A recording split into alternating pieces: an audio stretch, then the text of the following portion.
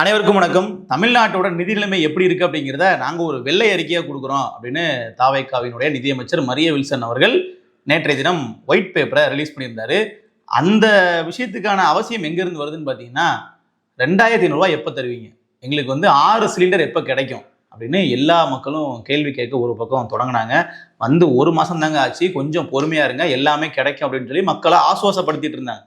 இருந்தாலும் அந்த ஒரு மாத காலம் மக்கள் பொறுமையா இருக்கிறது ஓகே, எத்தனை ஆண்டு காலம் பொறுமையா இருக்கணும், எங்களுக்கு எப்போ நீங்க சொன்னது எல்லாமே கிடைக்கும், முக்கியமா பேருந்துல இலவச பேருந்து திட்டம் முதற்கொண்டு மாநிலம் முழுக்க எங்க இருந்து எங்க வேணாலும் ஃப்ரீயா பயணிச்சுக்கலாம் அப்படிங்கிற மாதிரிலாம் சொல்லியிருந்தாங்க இல்லையா. அது மாதிரிலாம் எப்போ எங்களுக்கு நீங்க அவைல் பண்ணி கொடுப்பீங்க அப்படின்னு மாநிலம் முழுக்க குரல் எழும்பினதை கொஞ்ச காலத்துக்கு அப்படியே ஆஃப் பண்றதுக்காக தான் இந்த வெள்ளை அறிக்கை. இது திமுகவை எக்ஸ்போஸ் பண்றதுக்கான ஒரு வெள்ளை அறிக்கையா, கடந்த ஆட்சி காலத்துல எந்த அளவிற்கு கஜானாவை மொத்தமா காலி பண்ணி வச்சுட்டு போயிருக்காங்க அப்படிங்கிறத மக்களுக்கு கொண்டு காட்டுற வெள்ளை அறிக்கையான்னு பாத்தீங்கன்னா, இவர்கள் சொன்ன டேட்டா, இவர்கள் பொதுவெளியில வெளிப்படையா சொன்ன அத்தனை தகவல்களுமே ஏற்கனவே நமக்கு தெரிஞ்ச ஒரு தகவலா தான் இருக்கு. இதையுமே இது நாள் வரைக்கும் இது தெரியாம போச்சே அப்படிங்கிற மாதிரி இருக்கிறதெல்லாம் ஒரு சில தகவல் மட்டும்தான், ஒரு சின்ன டேட்டா மட்டும்தான் எக்ஸ்ட்ராவா தெரியுதே தவிர, மற்றது எல்லாமே தமிழ்நாட்டுக்கு 10 லட்சம் கோடிக்கு மேல கடன் இருக்கு அப்படிங்கிறதெல்லாம் 2 ஆண்டுகளாகவே பேசிட்டு இருக்கிற விஷயம் தான். அது 9 லட்சம் கோடி ஆகும் போதும் பேசியிருக்காங்க, 10 லட்சம் கோடியை தாண்டும் போதும் பேசிக்கிட்டு தான் இருந்தாங்க. சொல்லப்போனா திமுக மீது வைக்கப்பட்ட மிகப்பெரிய விமர்சனமா இருந்துச்சு. அது தாவைக்க வச்சாங்கன்னு இல்லை, பல எதிர்கட்சிகளும் முன் வச்சு கடைசியா இன்றைக்கு நிதியமைச்சரே வெள்ளரிக்கை சொல்லியிருக்கிறாரு. அது புதிய தகவல் கிடையாது. சரி, ஓகே, சம்மரியா அவர் சொன்ன விஷயங்கள்ல எதெல்லாம் முக்கியமா நம்ம தெரிஞ்சுக்கிட்ட விஷயங்கள் இவரோட பேட்டியின் மூலமா அப்படிங்கிறதே நம்ம முதல்ல பார்த்துடலாம். தமிழ்நாடு மொத்தமா பார்த்தீங்கன்னா 10 லட்சம் கோடி கடன் தான் நம்ம நினைச்சுக்கிட்டு இருக்கோம். ஆனால் அது 10 லட்சம் கோடி கடன் கிடையாது, கிட்டத்தட்ட 13.18 லட்சம் கோடி கடன் இருக்கு. பொதுப்பணித்துறைகளில் இருக்கக்கூடிய மறைமுக கடன்லாம் சேர்க்கும்போது மின்சாரத்துறை, அதே மாதிரி கூட்டுறவு துறை, அதே மாதிரி போக்குவரத்து துறை, இந்த மாதிரியான துறைகள்லாம் நம்ம சேர்க்கும்போது அதிகப்படியான கடன் இருக்கு. மொத்தமாக சேர்த்து பார்க்கும்போது 13.18 லட்சம் கோடி கடன் இருக்கு அப்படின்னு அவர் சொல்லியிருக்காரு. ஸோ இது பார்க்கும்போது அப்படியா, 10.25 இல்லையா, 13.25 அப்படின்னு பார்க்கும்போது ஒரு பெரிய அளவிலான கடன் தான். அதை தாண்டி தமிழ்நாட்டினுடைய அந்த வரவு செலவை நம்ம புரிஞ்சுக்கணும் அப்படின்னா, இவரோட டேட்டா சொல்றாரு, கிட்டத்தட்ட தமிழ்நாட்டினுடைய மொத்த வருவாய் எவ்வளவு இருக்கோ அதுல ஒரு 100 ரூபாய் வருவாய்னு வச்சுக்கிட்டீங்கன்னா, 64 ரூபாய் நாம வட்டி கட்டுறதுக்காகவும் அரசு ஊழியர்களுக்கு சம்பளம் கொடுக்கறதுக்காகவும் இந்த அரசு இயந்திரம் அப்படியே இயங்குறதுக்காக நம்ம கொடுக்க வேண்டிய பணமா இருக்கு. அதனால அது போக மீதமுள்ள காசுலையும் ஒரு கிட்டத்தட்ட 23 விழுக்காடு, 23 ரூபாய் பாத்தீங்கன்னா நம்ம என்ன பண்ண வேண்டியதா இருக்கு. அதே மாதிரி அத்தியாவசிய செலவுகளுக்காக நகர்ப்புறம் மற்றும் இந்த ஊரக உள்ளாட்சி துறைகளுக்கெல்லாம் கொடுக்க வேண்டியதா இருக்கு. அதையும் தாண்டி மிச்சம் இருக்கிற கையில் இருக்கக்கூடிய அந்த ஒரு 13 ரூபாயை வச்சுதான் நாம ஆட்சி நடத்த வேண்டியதா இருக்கு அப்படின்னு சொல்லி சொல்றாரு. மொத்த வருவாயிலிருந்து 13 விழுக்காடு மட்டும்தான் மூலதனத்துக்கு புதிதாக கொண்டு வரக்கூடிய ஸ்கீம்களுக்கு எல்லாத்துக்கும் பயன்படுத்த வேண்டியதா இருக்கு. இப்படியான ஒரு இக்கட்டான சூழலை நம்ம மாட்டியிருக்கோம் அப்படின்னு சொல்லி முதல்லயே சொல்லிட்டாரு. ஸோ அதன் மூலமா பெரிய அளவில் எங்ககிட்ட இருந்து நீங்க எதையும் எதிர்பார்க்காதீங்க, எங்களால் இந்த வருமானத்தை வச்சு எங்களால் இவ்வளவுதான் பண்ண முடியும் அப்படின்னு சொல்லி சொல்லிட்டாரு. அதே மாதிரி நிதி பற்றாக்குறை அப்படிங்கிறது 78,000 கோடிக்கு மேலே தாண்டி போயிட்டு இருக்கு. தமிழ்நாட்டினுடைய வரவு எவ்வளவு இருக்கு, செலவு எவ்வளவு இருக்குன்னு பார்க்கும்போது அந்த வித்தியாசமே 78,000 கோடிக்கு மேலே போயிட்டு இருக்கு. தமிழ்நாடு கடன்ல அகல பாதாளத்தில் இருக்கு அப்படின்னு சொல்லி சொல்றாப்புல. அதுக்கப்புறமா ஜிடிபி டு டெட் ரேஷியோ, அதாவது உள்நாட்டு உற்பத்திக்கும் தமிழ்நாட்டினுடைய மொத்த கடனுக்கும் உள்ள விகிதம் அப்படிங்கிறது குஜராத், மகாராஷ்டிரா, கர்நாடகாவை விட நமக்கு ரொம்ப அதிகமா இருக்கு. கடன் சுமை ரொம்ப பயங்கரமா இருக்கு. 28.3 விழுக்காடு அந்த ஜிடிபி டு கடன் ரேஷியோ இருக்கு, உள்நாட்டு உற்பத்தி டு கடன் ரேஷியோ இருக்கு. இது ரொம்ப ரொம்ப ஒரு ஆபத்தான ஒரு அறிகுறியா இருக்கு நம்மளுடைய மாநிலத்துக்கு அப்படிங்கிறத சொல்றாங்க. இது எல்லாமே நமக்கு ஏற்கனவே தெரிஞ்ச டேட்டா தான், நீங்க தேடி பார்த்தா கூட கிடைக்கிற மாதிரியான டேட்டா தான். இதை அவர்களும் வெளியிட்டு இருக்கிறாங்க. சரி, ஓகே, இவ்வளவு தூரம் கடன் இருக்கு, இதுக்கு என்ன காரணம், தமிழ்நாடு இந்த அளவிற்கு கடனில் மூழ்கியதற்கான காரணம் என்ன அப்படின்னு ஒரு கேள்வி இருக்கு இல்லையா. அதற்கு அவர் சில விஷயங்கள் சொல்றாரு. ஜிஎஸ்டி முறைகேடுகள், ஜிஎஸ்டியில் நமக்கு கிடைக்க வேண்டிய வருவாய் சரியாக கிடைக்கிறது இல்லை. இதில் மொத்தமாக சொன்னதுக்கப்புறம் நம்ம கேள்வி கேட்போம். ஸ்டாம்ப் டியூட்டி, அதாவது ஸ்டாம்ப் டியூட்டிலையும் பார்த்தீங்கன்னா மார்க்கெட் வேல்யூவை விட இவங்க பத்திரம் பதிகிற வேல்யூ ரொம்ப கம்மியாக இருக்குது. அதனால நமக்கு அதுலேயும் வருவாய் கம்மியாக கிடைக்குது. அப்புறம் டாஸ்மாகில் வருவாய் மிக மிக குறைவாக கிடைக்குது. மற்ற மாநிலங்களை கம்பேர் பண்ணும்போது டாஸ்மாக்லேருந்து கிடைக்கக்கூடிய வருவாய் நமக்கு கம்மிங்கிறாப்புல. இதெல்லாம் நோட் பண்ணிக்கங்க, பின்னாடி பேசுவோம். அப்புறம் மைனிங், இங்கே கனிம வளங்கள் அதிகப்படியாக தமிழ்நாட்டில் இருக்கு, ஆனால் அந்த குவாரிகள் நடக்கக்கூடிய முறைகேடுகள்னால நமக்கு அரசு சரியாக வருவாய் வர்றது இல்லை அப்படிங்கிறது.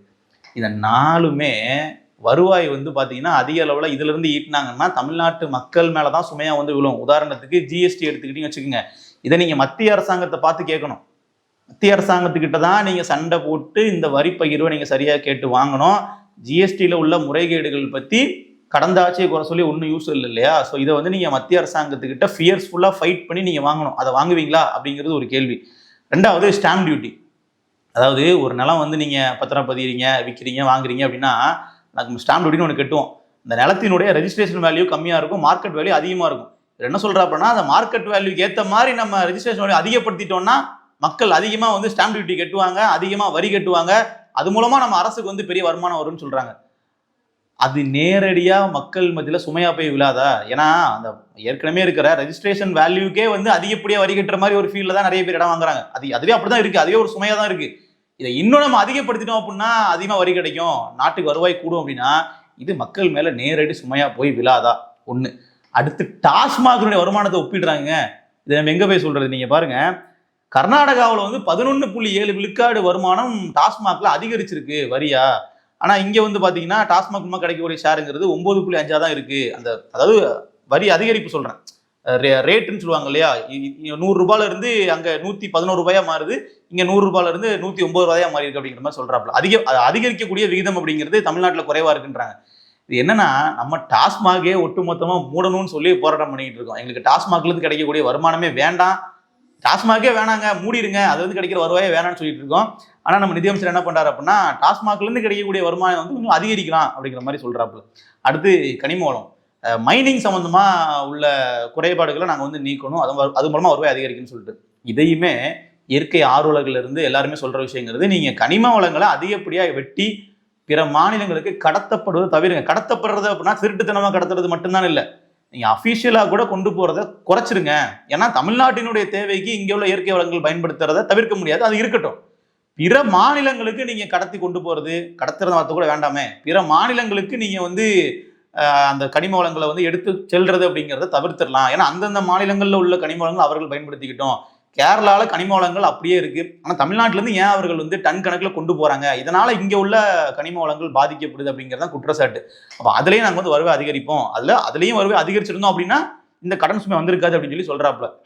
இவங்க சொன்ன நாளுமே எப்படி இருக்குன்னு பார்த்தீங்கன்னா இது வந்து கடந்த ஆட்சியின் மேல குறை சொல்ற மாதிரி இல்லை, இதெல்லாம் இவர்கள் பண்ணாங்கன்னா இன்னுமே தமிழ்நாட்டுக்கு தான் சிக்கல் அதிகமா இருக்குமோ அப்படிங்கிற மாதிரி தான் இருக்கு. அப்புறம் ஒரு மிகப்பெரிய ஒரு ஃபேக்டர் ஒன்று சொன்னாப்புல, ஃபினான்ஸ் கமிஷன் வந்து நமக்கு என்ன பண்ணல அப்படின்னா சரிவர நிதியை வந்து பங்கிட்டு கொடுக்கல அப்படின்ட்டு. இதை வந்து உங்களோட திமுக ரொம்ப சிறப்பாக பண்ணுவாங்க. பிடிஆர்லாம் என்ன சொல்றாரு அப்படின்னா உத்தரப்பிரதேசத்துக்கு வந்து கட்டுற வரியிலிருந்து இவ்வளோ பங்கு கொடுக்குறாங்க, நமக்கு வந்து 1 ரூபாய் கட்டணும்னா இவ்வளோதான் கம்மியாக தான் கொடுக்குறாங்கன்னு சொல்லி இதை விட சூப்பராக பேசுவார். நமக்கு இத்தனை பைசா திருப்பி கொடுக்குறாங்கன்னு சொல்லி அவர் அழகாக பேசுவார். அதே பாயிண்ட்டை வந்து இவர்களும் சொல்றாங்க. இந்த அரசியல் நீங்க கையில் எடுத்தீங்கன்னா இது திமுகவுக்கு ரொம்ப சாதகமா போய் முடியும். மத்திய அரசாங்கம் வந்து எங்களுக்கு வரி பகிர்வு சரியா கொடுக்கல அப்படிங்கிற கருத்தை எடுத்தீங்கன்னா மத்திய அரசாங்கத்தை எதிர்த்து அரசியல் பண்றதுல தாவேக்கா விட திமுக சிறப்பாக பண்ணுவாங்க. தாவேக்கா விட திமுக வந்து இதை மக்களுக்கு எளிய முறையில் புரியவும் செஞ்சாங்க. போன முறை பிடிஆர்லாம் வந்து பாத்தீங்கன்னா ஒரு 100 ரூபா வரி கட்டுறோம் அப்படின்னா உத்தரப்பிரதேசத்துக்கு இவ்வளவு ரூபாய் திருப்பி கிடைக்குது, நமக்கு இவ்வளவுதான் கம்மியா தான் கிடைக்குதுன்னு சொல்லி விளக்கமா பாடம் எடுத்தார். அதே விஷயத்தை அப்படியே நீங்க டச் பண்ணிட்டு போறீங்க. இதுவும் வந்து பாத்தீங்கன்னா ஏற்கனவே நம்ம நிறைய விஷயங்கள்ல பார்த்ததுதான். ஃபினான்ஸ் கமிஷனை மாற்றவே முடியாது. ஏன்னா ஃபினான்ஸ் கமிஷன் அப்படிங்கிறது ஒரு மாநிலங்களினுடைய வளர்ச்சிக்கு ஏற்ற மாதிரி அந்த மாநிலங்களுடைய மக்கள் தொகைக்கு ஏற்ற மாதிரி பணத்தை வந்து பிரிச்சு கொடுக்குறாங்க. அதை மாற்றணும் அப்படின்னா நீங்க சென்ட்ரல் லாபி பண்ணணும். நீங்க இது வரைக்கும் மத்திய அரசாங்கத்துக்கு எதிராக பெரிய அளவில் அரசியல் பண்ணி நம்ம இது வரைக்கும் பார்க்கல, தேர்தல் பிரச்சார காலகட்டத்திலையும் பார்க்கல, பொறுப்பேற்றதுக்கு பின்னாடியும் அந்த மாதிரி எதுவும் பண்ணல. ஸோ இதை வந்து திமுக எக்ஸ்போஸ் பண்ற மாதிரி தெரியல, ஒரு எக்ஸ்கியூஸ்க்காக சொல்ற மாதிரி தான் இருக்கு. அடுத்ததுதான் ஒரு முக்கியமான கடன் விவரத்தை வந்து அவர் சொல்றாப்புல. மொத்தம் வந்து நம்ம கடந்த ஆட்சியில் என்ன பண்ணோம் அப்படின்னா 10 லட்சம் கோடிக்கு மேல கடன் இருக்குன்னு நினைச்சோம் இல்லையா? இல்ல அது 13 லட்சம் கோடிக்கு மேல கடன் இருக்குன்னு சொல்லி ஒரு டேட்டாவை சொல்றாரு. அது உண்மையான டேட்டா தான். அதுல கூடவே என்ன சொல்றாப்புனா அந்த பொதுப்பணி துறைகள்லாம் மறைமுக கடன் இருக்கு அப்படின்னு சொல்றாங்கல்ல, அது என்னென்ன கடன் பார்க்கும்போது மின்சாரத்துறை அதுல வந்து கிட்டத்தட்ட 2.5 லட்சம் கோடிக்கு கடன் இருக்கு அப்படின்னு ஒரு டேட்டாவை சொல்றாங்க.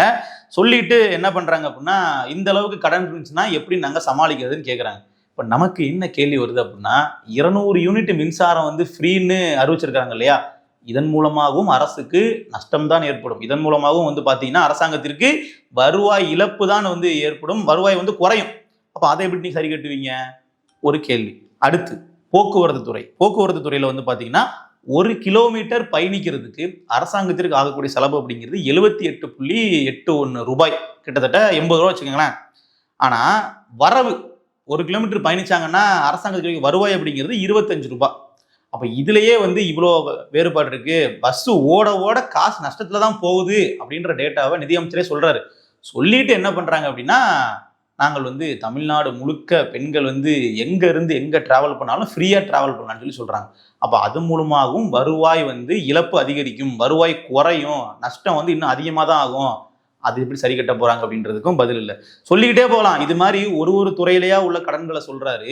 அந்த கடன்களை அதிகப்படுத்துற மாதிரி தான் தாவேக்காவினுடைய ஸ்கீம்ஸும் இருக்கு. நீங்க எப்படி சரி பண்ணுவீங்கன்னு கேட்டா, நாங்க ஓட்டை உடசல்களை அடைப்போம், நாங்க வந்து இதுல கூட ஊழலை வந்து நாங்க கட்டுப்படுத்துவோம்ன்றாங்க.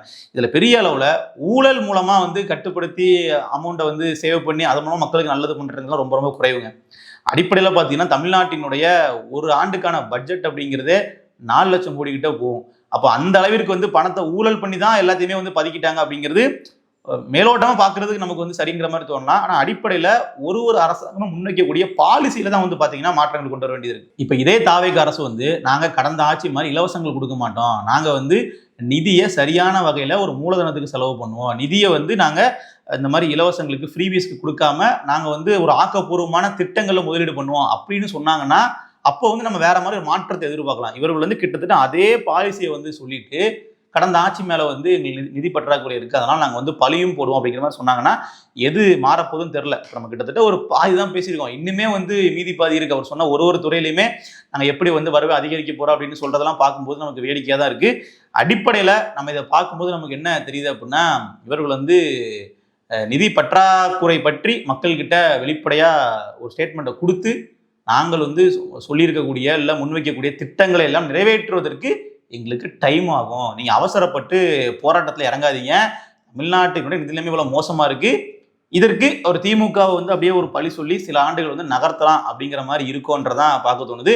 ஏன்னா புதுமையான விஷயங்கள் மிக மிக குறைவு. இந்த வெள்ளை அறிக்கையில வந்து பாத்தீங்கன்னா ஏற்கனவே வெளியே இருக்கிற டேட்டாவை தான் ஒரு 21 ஸ்லைடா போட்டு சொல்லியிருக்கிறாங்க. ஒரு ஸ்லைடுக்கும் குட்டி கதை வேற, ஒரு சின்ன சின்ன கதையா சொல்லி அப்படி கடந்துட்டே போயிட்டு இருக்காங்க. டேட்டாவை பார்க்கும்போது எல்லாமே தெரிஞ்ச விஷயங்களா தான் இருக்கு. இவர்கள் கொண்டு வந்திருக்கிற ஸ்கீமும் வந்து ஃப்ரீபீஸ் தானே. இவர்கள் கொண்டு வந்திருக்க ஸ்கீம் வந்து நாளைக்கு நிறைவேற்றீங்க அப்படின்னா நஷ்டம் தானே ஆகும். அடுத்து ஓய்வூதிய திட்டம், இதையும் பேசிடுவோம். பழைய ஓய்வூதிய திட்டத்திற்கு பதிலா இப்போ கடந்த திமுக அரசு வந்து பாத்தீங்கன்னா புதிய ஓய்வூதிய திட்டம் கொண்டு வந்திருக்காங்க. இதுல வந்து வருடத்திற்கு 10 விழுக்காட்டுக்கு மேல அந்த பென்ஷன் அதிகரிச்சுக்கிட்டே இருக்கு, 5000 கோடிக்கு மேல அரசாங்கத்துக்கு இழப்பு ஏற்படுதுன்றாங்க. அப்போ ஒரு பத்திரிகையாளர் கேட்கிறாரு, சரிங்க அப்போ நம்ம பழைய ஓய்வூதியத்துக்கு போயிடலாமா, அது பண்ணா உங்களுக்கு லாபமா, அதை நீங்க பண்ணுவீங்களா அப்படின்னு கேட்டா அதுக்கு பதில் இல்லை. நாங்க வந்து முதலமைச்சர்கிட்ட டிஸ்கஸ் பண்ணிட்டு சொல்றோம் அப்படின்னு சொல்லிட்டு போறாங்க. எதற்குமே வந்து தீர்வை சொல்லலை. ஓகே, வெள்ளை அறிக்கையில தீர்வு தேவையில்ல, எது எப்படி இருக்குன்றத வெளிப்படையா சொல்றேன்னு சொல்லிட்டு போயிருக்காங்க. ஆனா இவர்கள் சொன்னது அப்படிங்கிறது எந்த அடிப்படையில இதை அவர்கள் சரி பண்ண போறாங்க அப்படிங்கிற தீர்வை சொல்லாம தமிழ்நாடு இவ்வளவு மோசமா இருக்கு அப்படிங்கிறத சொல்லிட்டு போறதன் மட்டும் மூலமா இவர்கள் வந்து காலம் கடத்த போறாங்க அப்படின்றதுக்கான ஒரு அறிகுறியா மட்டும்தான் நமக்கு தெரியுது. ஸோ இதுல வந்து இன்னும் பாதி இருக்கு. இன்னும் வந்து பாத்தீங்கன்னா அவரோட வெள்ளை அறிக்கையில வந்து நம்ம விலாவரியா பேசுறதுக்கு பல விஷயங்கள் இருக்கு. தேவைப்பட்டுச்சுன்னா சொல்லுங்க, அதை இன்னொரு வீடியோவா பேசுவோம். கூடவே இன்னொரு முக்கியமான செய்தி, முக்தார் அவர்கள் வந்து குண்டாஸ் சட்டத்தில் கைது செய்யப்பட்டிருக்காரு. முக்தாரும் திருச்சி சூர்யா அவர்களும் 2 பேருமே புழல் சிறையில தான் இருக்கிறாங்க. அவர்கள் மீது குண்டாஸும் போடப்பட்டிருக்கு. சென்னை கமிஷனர் அமல்ராஜ் அவர்கள் போட்டிருக்காங்க. அந்த குண்டாஸ் எதுக்காக போடப்பட்டது அப்படின்னா, அலிஷா அப்துல் அவர்கள் கொடுத்த அதே வழக்குல தான் இந்த குண்டாஸும் வந்து போடப்பட்டிருக்கு. தொடர்ச்சியாக அவர்கள் இது மாதிரி செயல்களை ஈடுபட்டு வராங்க அப்படிங்கிற மாதிரியான குற்றச்சாட்டு தான். இப்போ இந்த ஒரு குண்டாஸ் போட்டாங்க அப்படின்னா ஓராண்டு காலம் வரைக்கும் விசாரணைக்காகவே அவர்களை சிறையில் வைக்க முடியும். குற்றத்தை நாங்கள் நடக்காம தடுக்கிறோம் அப்படிங்கிற ஒரு காரணத்தை சொல்லி அவர்களை உள்ள வைக்க முடியும். ஸோ கிட்டத்தட்ட இது ஒரு ஊடகங்களில் பேசுறவங்க மேல போடக்கூடிய வழக்கு அப்படின்னு கேட்டிங்கன்னா இல்லை. பாலியல் வன்கொடுமையில ஈடுபடுறவங்க, விபச்சாரம் பண்றவங்க, கள்ளச்சாராயம் வந்து காய்ச்சி விற்கிறவங்க, மணல் கடத்துறவங்க, இந்த மாதிரி கந்து வட்டி கொடுத்து பல பேருக்கு வந்து குற்றச்சம்பளம் ஈடுபடுறவங்க, இப்படிங்கிற மாதிரி விஷயங்களுக்கு தான் இந்த சட்டம் வந்து பாயணும் நியாயப்படி. ஆனா இவர்கள் மேலேயும் பாஞ்சிருக்கு. இவர்கள் பண்றது தப்பு தானே, இவர்கள் பேசுறதெல்லாம் சரியா அப்படின்னு பேசுறதெல்லாம் ஓரமா வச்சுட்டு இந்த வழக்குக்கு இந்த கூண்டாஸ் தேவையா அப்படிங்கிறத நம்ம வந்து பார்க்கணும். ஏன்னா கிட்டத்தட்ட 70 to 90 விழுக்காடு கூண்டாஸ் தடுப்பு சட்டம் வந்து நீதிமன்றத்தில் நிராகரிக்கப்படுது. இது செல்லாது, கூண்டாஸ் செல்லாதுன்னு சொல்லி நிராகரிக்கிறாங்க. அதற்கு காரணம் அப்படிங்கிறது அது சரியான காரணங்களுக்காக போடப்பட்டதா கிடையாது. இவங்களை வெளியே விட்டா சமூகத்துல பதட்டம் வந்துடும், இவங்களை வெளியே விட்டா சமூகத்துல குற்றங்கள் அதிகமாயிரும்னு சொல்லி முன்கூட்டியே குற்றம் நடப்பதற்கு முன்னாடியே தடுப்பதற்காக தான் குண்டாஸ். ஆனா அந்த மாதிரியான குற்றங்கள் இவர்கள் செய்வாங்களாங்கிறது ஒரு கேள்விக்குறி இல்லையா? அதனால இது மோஸ்ட்லி வந்து போர்ட்லயோ இல்ல உயர்நீதிமன்றத்திலேயோ வந்து இந்த குண்டாஸ் வந்து பிரேக் ஆகிறது சான்சஸ் இருக்கு. பட் எப்படி ஆனாலும் சில மாதங்கள் இவர்கள் உள்ள இருந்தே ஆகும். ஒரு வருட காலம் இல்லைனாலும் 3 மாத 4 மாத காலங்கள் உள்ள இருந்துட்டு தான் குண்டாஸை உடைச்சி வெளியே வர முடியும். ஸோ இதையே ஒரு தண்டனையா பார்த்துக்கிறாங்க. அரசாங்கம் வந்து குண்டாஸ் போட்டோம் அப்படின்னா அவர்களை உடைச்சிட்டு வெளியே வந்துட்டு போட்டோம், ஆனால் நீங்க கொஞ்சம் மாசம் ஜெயிலில் இருப்பீங்க இல்லையா, அதுவே உங்களுக்கு ஒரு பெரிய தண்டனை அப்படிங்கிற மாதிரி ஆயிரும் நினைக்கிறாங்க. ஸோ இது வந்து ஒரு தவறான அணுகுமுறை. திமுக தொடர்ச்சியாக அதை பண்ணாங்க, அதிகப்படியாக பண்ணாங்க. ஒட்டுமொத்தமா இந்தியா முழுக்க போடப்படக்கூடிய குண்டாஸ்ல 51.2 விழுக்காடு குண்டாஸ் தமிழ்நாட்டில் தான் இந்த மாதிரி தடுப்பு காவல் அப்படிங்கிறது உரிய காரணங்களுக்காக இல்லாமல் போடப்படுது. அதிகமாகவும் இங்கே தான் போடப்படுது. அதே சமயத்தில் அந்த குண்டாஸ் அதிகமாக ரத்தாவதும் தமிழ்நாடு ரத்தாகுது. ஸோ இப்படி ஒரு டேட்டா அப்படிங்கிறது தமிழ்நாட்டுக்கு நல்லது கிடையாது. அதை வந்து தாவேக்கா ஆட்சியும் தொடருமோ அப்படிங்கிற ஒரு அச்சம் இருக்கு. ஸோ அதை பொறுத்திருந்து பார்ப்போம் அந்த வழக்கு எந்த மாதிரி போகுதுன்னு சொல்லிட்டு. நன்றி.